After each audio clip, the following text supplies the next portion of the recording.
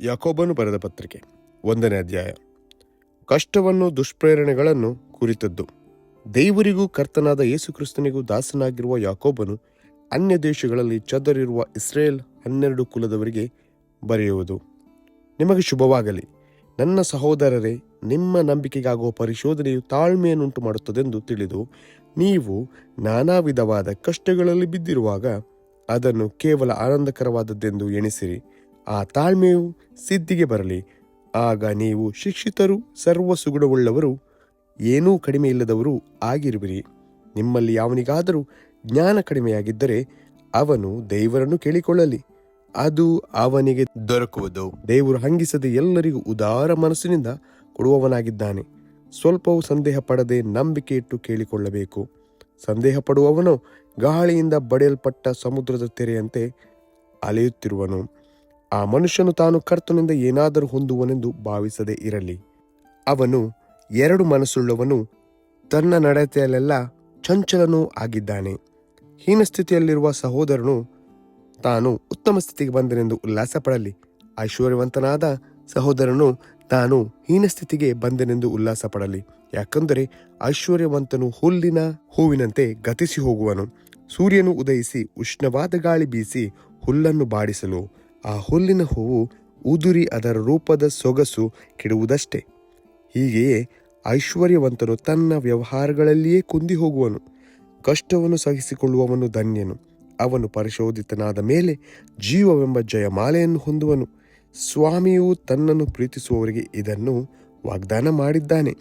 ಯಾವನಾದರೂ ಪಾಪ ಮಾಡುವುದಕ್ಕೆ ಪ್ರೇರೇಪಿಸಲ್ಪಡುವಾಗ ಈ ಪ್ರೇರಣೆಯು ನನಗೆ ದೇವರಿಂದ ಉಂಟಾಯಿತೆಂದು ಹೇಳಬಾರದು. ದೇವರು ಕೆಟ್ಟದ್ದಕ್ಕೇನು ಸಂಬಂಧಪಟ್ಟವನಲ್ಲ. ಆತನು ಯಾರನ್ನು ಪಾಪಕ್ಕೆ ಪ್ರೇರೇಪಿಸುವುದಿಲ್ಲ. ಆದರೆ ಪ್ರತಿಯೊಬ್ಬನೂ ತನ್ನಲ್ಲಿರುವ ಆಶಾಪಾಶದಿಂದ ಎಳೆಯಲ್ಪಟ್ಟು ಮರಳುಗೊಂಡವನಾಗಿ ಪ್ರೇರೇಪಿಸಲ್ಪಡುತ್ತಾನೆ. ಆಮೇಲೆ ಆಶೆಯು ಬಸುರಾಗಿ ಪಾಪವನ್ನು ಹೆರುತ್ತದೆ. ಪಾಪವು ತುಂಬಾ ಬೆಳೆದು ಮರಣವನ್ನು ಹಿಡಿಯುತ್ತದೆ. ನನ್ನ ಪ್ರಿಯ ಸಹೋದರರೇ, ಮೋಸ ಹೋಗಬೇಡಿರಿ. ಎಲ್ಲ ಒಳ್ಳೆ ದಾನಗಳಿಗೂ ಕುಂದಿಲ್ಲದ ಎಲ್ಲ ವರಗಳು ಮೇಲಿನಿಂದ ಸಕಲ ವಿಧವಾದ ಬೆಳಕಿಗೂ ಮೂಲ ಕಾರಣನಾದವನಿಂದ ಇಳಿದು ಬರುತ್ತವೆ. ಆತನಲ್ಲಿ ಚಂಚಲತ್ವವೇನೂ ಇಲ್ಲ, ವ್ಯತ್ಯಾಸದ ಸೂಚನೆಯೂ ಇಲ್ಲ. ಆತನು ತನ್ನ ಸುಚಿತ್ತದ ಪ್ರಕಾರ ಸತ್ಯಬೋಧನೆಯ ವಾಕ್ಯದಿಂದ ನಮ್ಮನ್ನು ಹುಟ್ಟಿಸಲಾಗಿ ನಾವು ಆತನ ಸೃಷ್ಟಿಗಳಲ್ಲಿ ಪ್ರಥಮ ಫಲದಂತಾದೆವು.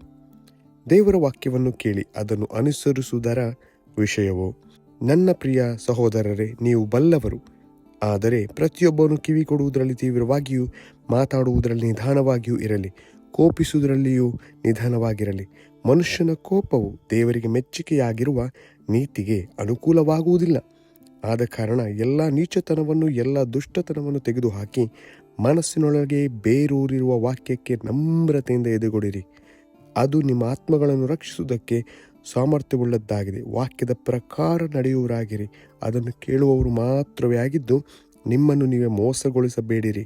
ಯಾವನಾದರೂ ವಾಕ್ಯವನ್ನು ಕೇಳುವವನಾದರೂ ಅದರ ಪ್ರಕಾರ ನಡೆಯದಿದ್ದರೆ ಅವನು ಕನ್ನಡಿಯಲ್ಲಿ ತನ್ನ ಹುಟ್ಟು ಮುಖವನ್ನು ನೋಡಿದ ಮನುಷ್ಯನಂತಿರುವನು. ಇವನು ತನ್ನನ್ನು ನೋಡಿಕೊಂಡು ಹೋಗಿ ತಾನು ಹೇಗಿದ್ದೇನೆಂಬುದನ್ನು ಆ ಕ್ಷಣವೇ ಮರೆತು ಬಿಡುವನು. ಆದರೆ ಬಿಡುಗಡೆಯನ್ನುಂಟು ಮಾಡುವ ಸರ್ವೋತ್ತಮ ಧರ್ಮ ಪ್ರಮಾಣವನ್ನು ಲಕ್ಷ್ಯ ಕೊಟ್ಟು ನೋಡಿ ಇನ್ನೂ ನೋಡುತ್ತಲೇ ಇರುವವನು ವಾಕ್ಯವನ್ನು ಕೇಳಿ ಮರೆತು ಹೋಗುವವನಾಗಿರದೆ ಅದರ ಪ್ರಕಾರ ನಡೆಯುವವನಾಗಿದ್ದು ತನ್ನ ನಡತೆಯಿಂದ ಧನ್ಯನಾಗುವನು.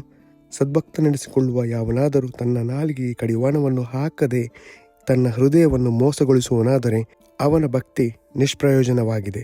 ಸಂಕಟದಲ್ಲಿ ಬಿದ್ದ ದಿಕ್ಕಿಲ್ಲದವರನ್ನು, ವಿಧವೆಯರನ್ನು ಪರಾಮರಿಸಿ ತನಗೆ ಪ್ರಪಂಚದ ದೋಷವು ಹತ್ತದಂತೆ ನೋಡಿಕೊಂಡಿರುವುದೇ ತಂದೆಯಾದ ದೇವರ ಸನ್ನಿಧಾನದಲ್ಲಿ ಶುದ್ಧವೂ ನಿರ್ಮಲವೂ ಆಗಿರುವ ಭಕ್ತಿ ಎಂಬುದೇ.